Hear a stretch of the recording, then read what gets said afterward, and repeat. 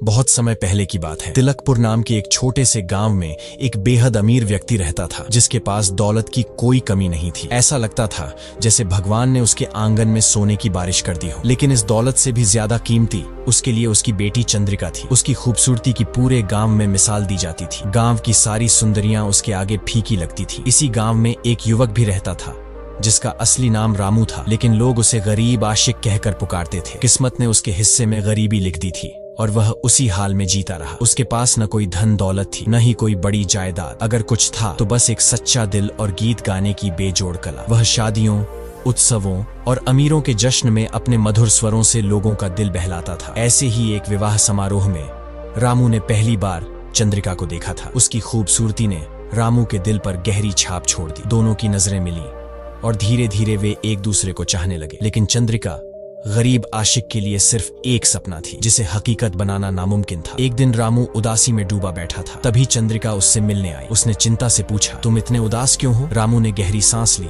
और कहा, मैं तुमसे बेइंतहा प्यार करता हूँ, लेकिन यह हकीकत भी जानता हूँ कि मैं तुम्हें कभी हासिल नहीं कर सकता। चंद्रिका ने मुस्कुराकर कहा, तुम हिम्मत क्यों हारते हो? मेरे पिता बहुत दयालु हैं। वे खुद हमारी शादी का खर्च उठाएंगे और हमें इतनी दौलत देंगे कि हमारी जिंदगी आराम से गुजर सके। रामू ने हल्की हंसी के साथ कहा, तुम सही कहती हो। तुम्हारे पिता मेरी शादी का पूरा खर्च उठाएंगे, लेकिन क्या तुमने सोचा है अगर आगे चलकर तुम्हारे मन में यह अहंकार आ गया कि मेरे पास जो भी है वह सब तुम्हारी बदौलत है? मैं नहीं चाहता कि यह एहसास मेरी मोहब्बत को छोटा कर दे, इसलिए मैंने एक फैसला किया है। रामू ने अपनी मुट्ठी भींचते हुए कहा, मैं 7 साल तक मेहनत करूंगा, अपने दम पर दौलत कमाऊंगा और फिर तुम्हारे पास लौटूंगा। अगर मैं न लौटा तो तुम मेरी उम्मीद छोड़कर अपनी जिंदगी में आगे बढ़ जाना। चंद्रिका की आंखों में नमी थी, लेकिन उसने वादा किया कि वह तय समय तक उसका इंतजार करेगी। हालांकि उसने एक शर्त रखी, अगर 7 साल पूरे होने के बाद भी तुम वापस नहीं आए तो मैं तुम्हें भूलकर किसी और के साथ शादी कर लूंगी। रामू अपनी माँ के पास पहुंचा, उनका आशीर्वाद लिया,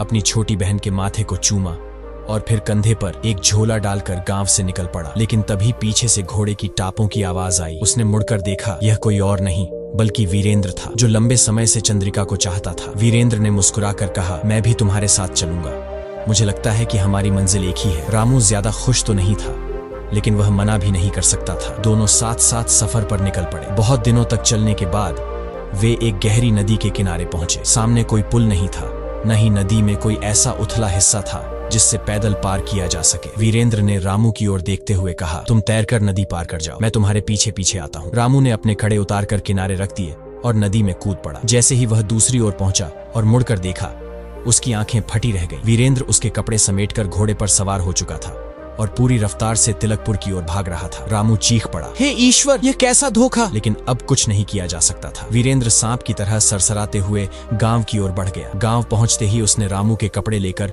उसकी माँ के पास पहुंचा और झूठ बोला, तुम्हारा बेटा नदी पार करते समय डूब गया, ये रहे उसके कपड़े। रामू की माँ पर दुखों का पहाड़ टूट पड़ा। अपने बेटे के कपड़ों को छूते ही वह जोर जोर से रोने लगी। रामू के कपड़े लेकर उसकी माँ सीधी चंद्रिका के पास पहुंची। आंखों में आंसू भरे कांपती आवाज में बोली, बेटी, रामू डूबकर मर गया, ये उसके कपड़े हैं जो वीरेंद्र लेकर आया है। अब तुझे पूरी छूट है, जिससे चाहे शादी कर सकती है। ये सुनकर चंद्रिका मुस्कुराई और बोली, माँ, तुम भी किसकी बातों पर यकीन कर रही हो? ये सब वीरेंद्र की मनगढ़ंत कहानी है। जब तक 7 साल पूरे नहीं हो जाते मैं किसी और को अपना पति नहीं बना सकती। ये कहकर उसने दीवार से बांसुरी उतारी और वही धुन बजाने लगी, जिसे सुनकर कभी रामू उसके करीब आया था। इधर रामू नंगे पांव भूखा प्यासा एक अनजान गांव में पहुंचा। वहां के भले लोगों ने उसे कपड़े दिए, भोजन कराया और जब उसे गाते सुना तो मंत्रमुग्ध हो गए। धीरे धीरे रामू का संगीत पूरे क्षेत्र में प्रसिद्ध होने लगा। वह एक गांव से दूसरे गांव, एक नगर से दूसरे नगर अपनी मधुर आवाज से लोगों का दिल जीतता रहा। घूमते घूमते वह लाफ नगर जा पहुंचा और वहां की एक सराय में ठहर गया। उसने सराय में बैठकर एक सारंगी ली और गाना शुरू किया। संयोग की बात थी कि उन्हीं दिनों लाफ नगर का राजा,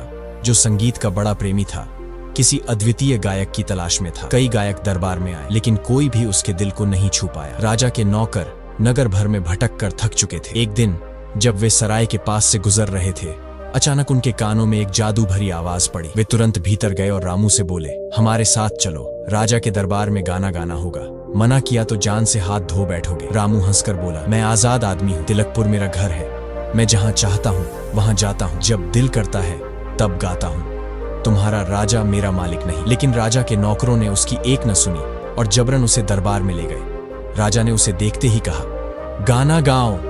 रामू ने गाना शुरू किया। उसके गीतों में चंद्रिका के रूप और मोहब्बत की कहानी बसी थी। वह गाता रहा, और राजा सुनता रहा। जैसे जैसे गीत आगे बढ़ा, राजा मंत्रमुग्ध हो गया। उसकी आंखों में चमक थी, दिल में हलचल थी। राजा इतना प्रभावित हुआ कि उसने रामू को अपने दरबार में रख लिया। सोने चांदी की वर्षा होने लगी, कीमती वस्त्र मिले, ऐशो आराम की कोई कमी नहीं रही। धीरे धीरे उसकी जिंदगी रंगीन हो गई। वक्त बीतता गया, लेकिन वह चंद्रिका से किया अपना वादा भूल गया, या शायद भूलने लगा। 7 सालों में से आखिरी साल खत्म होने वाला था, लेकिन रामू को अब भी तिलकपुर लौटने की सुध नहीं थी। इधर तिलकपुर में चंद्रिका अब भी उसका इंतजार कर रही थी। जब 7 साल पूरे होने को आए तो उसने एक सौदागर को बुलाया और उसे अपनी सारंगी सौंपते हुए कहा, इस सारंगी को अपने साथ ले जाओ, जहां भी जाओ इसे सम्मान से सजा कर रखना, और यह ऐलान करना कि जो इसे अपना बता सके उसे यह सारंगी और एक बड़ा इनाम मिलेगा। सौदागर ने उसकी बात मान ली और अपने कारवां के साथ तिलकपुर से रवाना हो गया। वह जिस भी नगर में पहुंचता वहां सारंगी को सबसे प्रमुख स्थान पर रखता और ऐलान करता, लेकिन कोई भी इसे अपना मानने नहीं आया। आखिरकार जब उसका सफर लगभग खत्म होने को आया तो वह लाफ नगर पहुंचा और वहां भी वही ऐलान कर दिया। जब यह खबर फैली तो रामू ने भी इसके बारे में सुना। उसकी धड़कनें तेज हो गई। वह भागता हुआ उस सराय में पहुंचा जहां सौदागर ठहरा था। वहां सजी हुई सारंगी को देखते ही उसकी आंखें नम हो गई। कांपते हाथों से उसने सारंगी को छुआ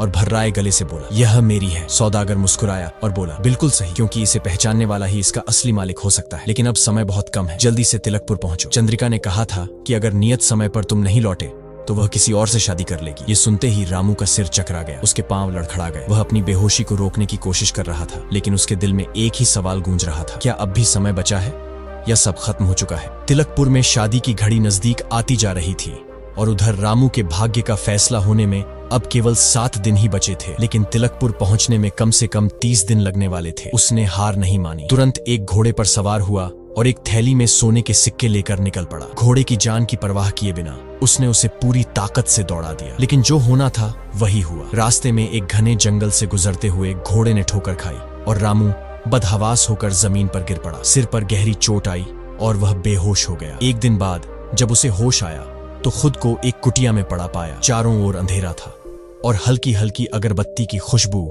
हवा में घुली हुई थी। सामने एक साधु खड़ा था जिसने मुस्कुराकर कहा, आंख खुल गई बेटा, तुम जंगल में बेहोश पड़े थे, मैं तुम्हें उठाकर यहाँ ले आया। बताओ तुम कौन हो और कहाँ जाना है? रामू ने कराहते हुए उठने की कोशिश की, लेकिन शरीर में दर्द की लहर दौड़ गई। धीरे धीरे उसने अपनी पूरी कहानी साधु को सुनाई और कहा, मुझे हर हाल में तिलकपुर पहुंचना है, लेकिन अब यह असंभव लग रहा है। मेरी मोहब्बत मुझसे छिनने वाली है और अब आत्महत्या के अलावा कोई चारा नहीं बचा। साधु ने सिर हिलाया और गंभीर स्वर में कहा, ऐसी बातें तो कायर करते हैं बेटा, तुमने सच्चा प्रेम किया है, तुम कायर नहीं हो।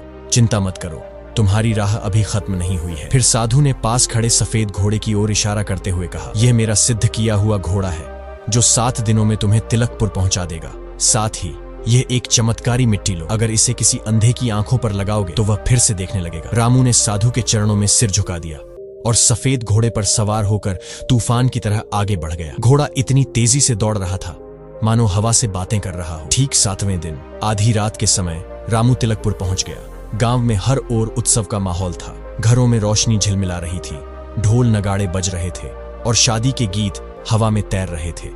लेकिन इन गीतों की गूंज रामू के दिल में खंजर की तरह चुभ रही थी। वह कांपते हाथों से अपने घर के दरवाजे पर पहुंचा और धीरे से दस्तक दी। रुंधे हुए गले से पुकारा, माँ दरवाजा खोल, भूख के मारे मेरा बुरा हाल है, अपने मुसाफिर बेटे पर रहम कर। अंदर से एक कमजोर आवाज आई, राहगीरों के लिए अमीरों के दरवाजे खुले हैं, नगर में शादी ब्याह हो रहे हैं, तू वहीं चला जा, तेरा वहां स्वागत होगा। रामू के दिल को एक और झटका लगा। उसने फिर से कहा, माँ मैं किसी को नहीं जानता, इसीलिए तुझसे ही विनती करता हूँ, अपने मुसाफिर बेटे को अंदर आने दे। इस बार उसकी बहन की आवाज आई, माँ मैं उठती हूँ, देखती हूँ कौन दरवाजे पर खड़ा है। लेकिन बूढ़ी माँ झिड़क कर बोली, नाकारा लड़की अजनबी आदमी के सामने जाएगी, उसे अपने घर में आने देगी? देखती नहीं, मैं अंधी हो चुकी हूँ, 7 साल से आंसू बहा रही हूँ और अब कुछ भी नहीं देख सकती। रामू अंदर ही अंदर कांप उठा। उसकी माँ अब देख नहीं सकती थी, फिर भी उसकी बहन ने दरवाजा खोल दिया। रामू अंदर आया, लेकिन किसी ने उसे पहचाना नहीं। उसकी माँ की आंखें अब दुनिया को देख पाने में असमर्थ थी और उसकी बहन के लिए वह कोई अजनबी था। घर के कोने में उसकी पुरानी सारंगी टंगी थी, लेकिन अब उस पर धूल की मोटी परत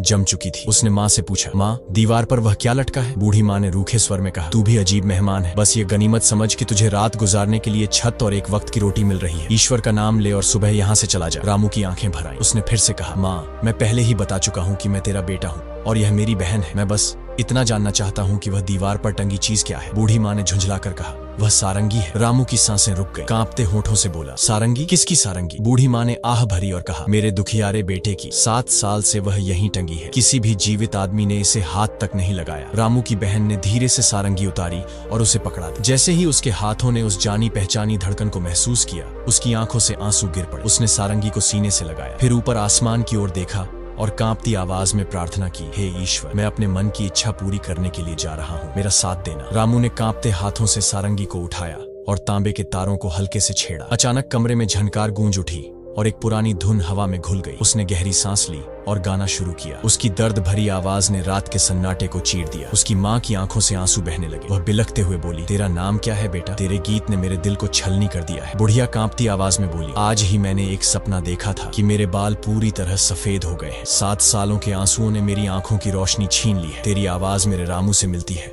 बता मेरा बेटा कब लौटेगा? रामू की आंखों में आंसू थे। उसने माँ को समझाने की बहुत कोशिश की कि वह उसी का बेटा है, लेकिन माँ को यकीन नहीं हुआ। वह कुछ पल चुप रहा, फिर धीरे से बोला, माँ, कम से कम इतना कर दे कि यह सारंगी मुझे कुछ देर के लिए दे दे। मैंने सुना है कि पास ही में एक शादी हो रही है, वहाँ जाकर गाऊंगा, बजाऊंगा और जो कुछ मिलेगा उससे तेरे साथ बांटूंगा। बुढ़िया सख्त लहजे में बोली, नहीं, जब से मेरा बेटा गया है यह सारंगी घर से बाहर नहीं गई। ये मेरी आखिरी निशानी है। रामू ने धीरे से अपनी थैली से कुछ सोने के सिक्के निकाले और माँ के सामने रख दिए। देख, ये सोने के सिक्के हैं, अब यह सारंगी मेरी जिम्मेदारी है। बुढ़िया ने थैली को टटोला और सिक्कों की चमक महसूस होते ही उसने धीरे से सिर हिलाया। ठीक है, लेकिन इसे संभाल कर रखना।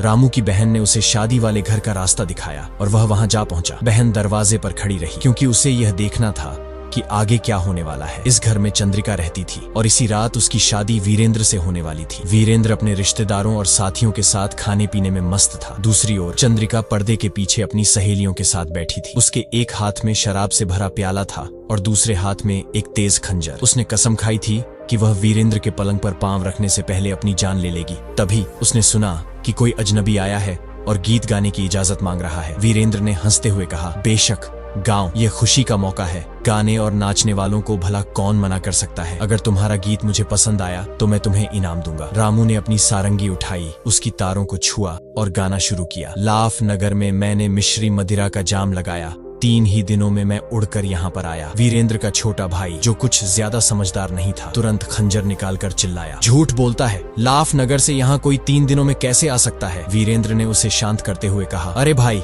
यह गायक है, अपनी कल्पना में तो यह सारी दुनिया घूम सकता है, इसकी बातों को गंभीरता से मत लो। लेकिन उधर पर्दे के पीछे चंद्रिका की सांसें थम गईं, उसकी आंखें चमक उठीं। उसने अपनी सहेली से कहा, तू इसे नहीं पहचान सकती, लेकिन मैं इसकी आवाज पहचान गई हूँ। ये मेरे गरीब आशिक की आवाज है। इतना कहते ही उसने झर का प्याला फेंक दिया और खंजर को दूर उछाल दिया। फिर वह पागलों की तरह दौड़ती हुई झरोखे के पास पहुंची, जहाँ से रामू को देखा। उसकी आंखों में आंसू भर आए। यह वही है, उसे अब और कुछ नहीं दिखा, न दुनिया, न समाज, न शादी की रस्म। वह भागती हुई रामू के पास पहुंची और उसके गले से लिपट गई। दोनों कुछ पलों तक बेसुध पड़े रहे। वीरेंद्र का भाई यह देखकर आग बबूला हो गया। उसने खंजर निकाला और उन दोनों पर टूट पड़ा, लेकिन वीरेंद्र ने उसे रोकते हुए कहा, भाई रुक जा, अपना गुस्सा ठंडा कर। जो मेरे भाग्य में था मुझे वही मिला और जो मेरा नहीं था उसे मैं कभी भी हासिल नहीं कर सकता। कुछ पलों बाद जब चंद्रिका को होश आया तो वह लाज के मारे लाल हो गई। उसने अपने हाथों से चेहरा ढक लिया और पर्दे के पीछे छिप गई। वीरेंद्र ने रामू की ओर देखा और गंभीर स्वर में पूछा, मुझे यह समझ नहीं आ रहा कि तुम इतने कम समय में लाफ नगर से तिलकपुर कैसे पहुंचे? रामू ने हल्की मुस्कान के साथ कहा, यह एक लंबी कहानी है, लेकिन अब मैं तुम्हें सब सच बताता हूँ। इसके बाद उसने अपने सफर के हर मोड़ की दास्तान सुनाई। कैसे वह जंगल में गिरकर बेहोश हुआ, कैसे एक साधु ने उसकी जान बचाई और कैसे उसने सिद्ध घोड़े और चमत्कारी मिट्टी प्राप्त की। इधर रामू की बहन, जो दरवाजे पर खड़ी यह सब देख सुन रही थी, दौड़कर अपनी माँ के पास गई।